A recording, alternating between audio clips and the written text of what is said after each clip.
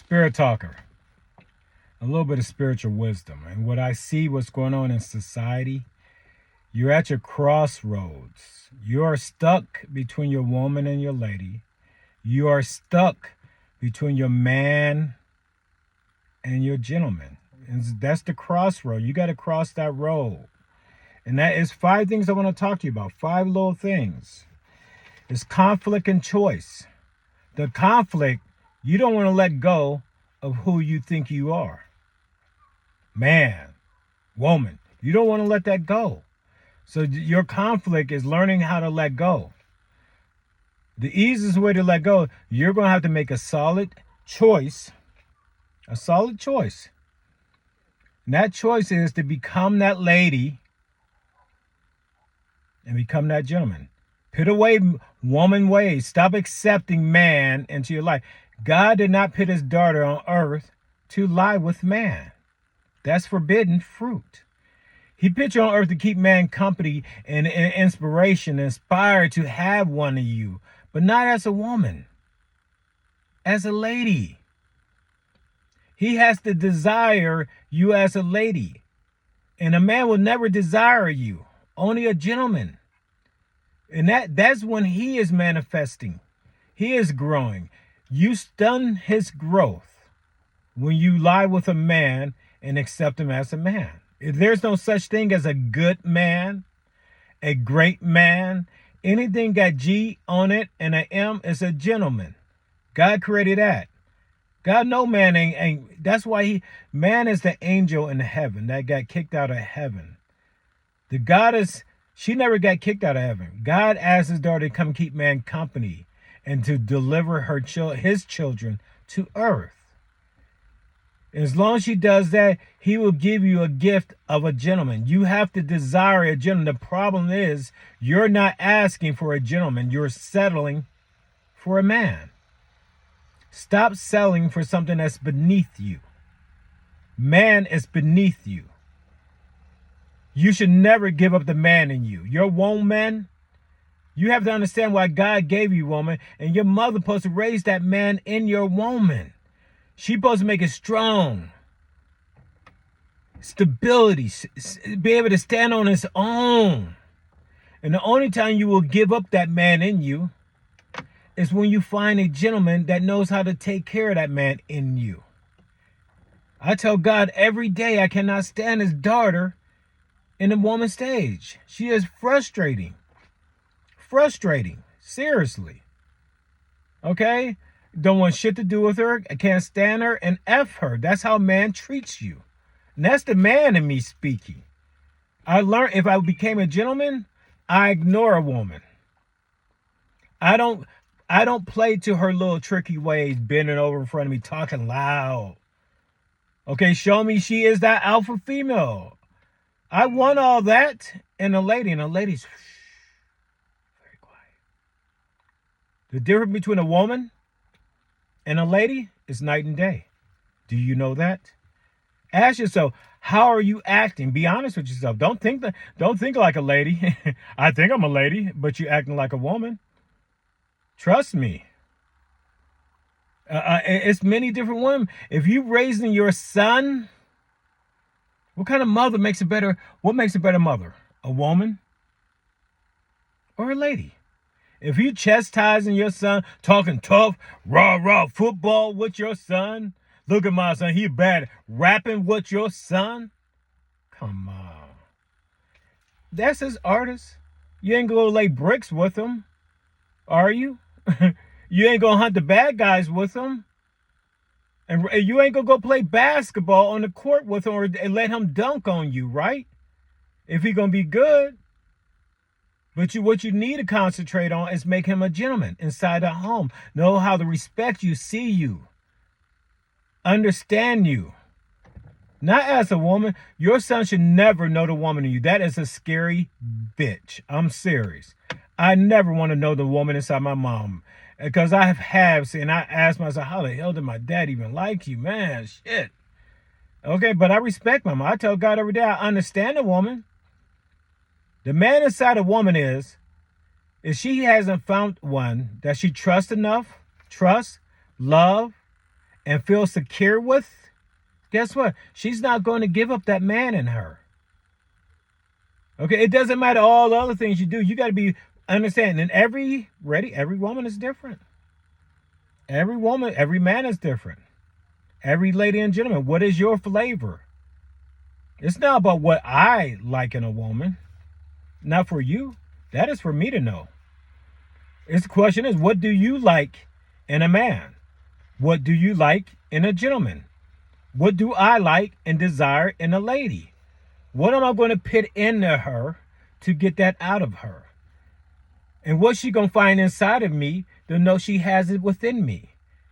Do you understand that? She has to listen to me, learn from me about herself within me. The 3 L's: listen, learn, and don't love me. I need her to love who she is within me and know that is different than what he brings out, what he brings out, what he brings out.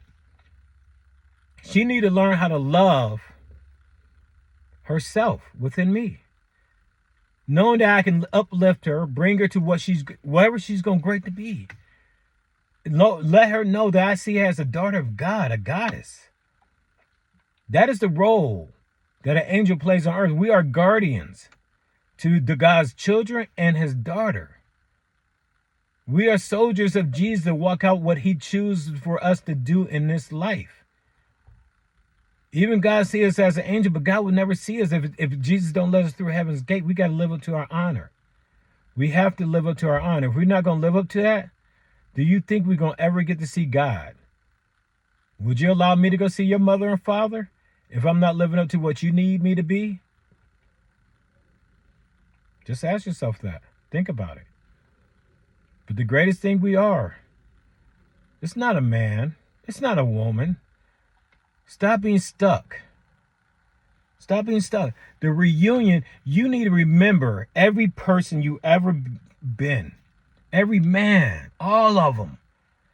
And don't remember the bad things you don't like. Remember the things you like about yourself. Bring that to your present. And if you like them in your present, plan them in your future. Then you know your future because you're going to know who you are. But it's not going to be that same man because you're taking a little bit from each and every man. And what's going to make a great gentleman is every man that you ever been tied up into one. Not just one man. If you've been with 4 different women, 4 different jobs, 4 different schools, 4 points in time in your life, it brings different things out in you. Take a little bit from all of that and create one gentleman. And you got to keep in mind that gentleness is the mentalness and emotionalness that belongs to the goddess, the lady. That man in you, that is your stability to provide, to parent, and to protect.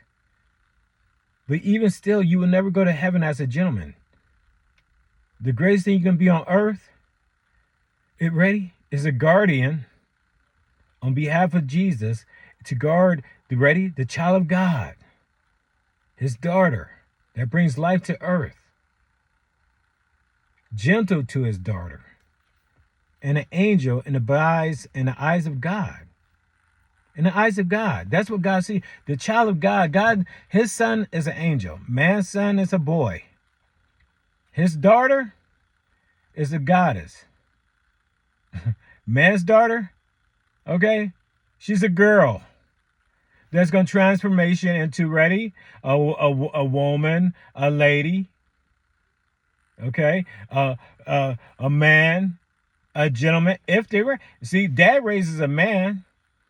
Has his father told him he raising a man in him, and that his mother's gonna raise the greatest thing he needs to be as a gentleman? Did he say it in them words and say the greatest thing a man can be as a gentleman? Do he even know that? Does he? And if you don't, even if you're not instructing them as your children the correct way, shouldn't you do it on behalf of God? Because see, God ain't gonna let a man and woman in heaven. If you're not gonna let a man and a woman in your home, why would he let such a being inside heaven?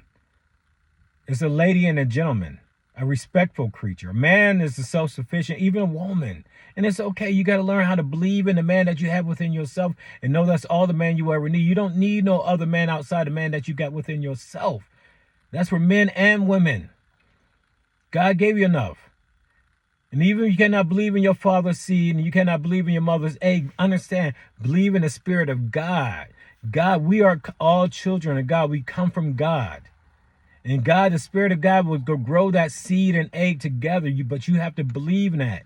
See it within your mind what you want to be. Feel it within your spirit, in your emotions. Your living soul is your emotion. Your living spirit, it's your thoughts. It's your mental. Your spirit lives in the brain. When you go brain dead, you are dead. It's not about the heart. It's not about the heart.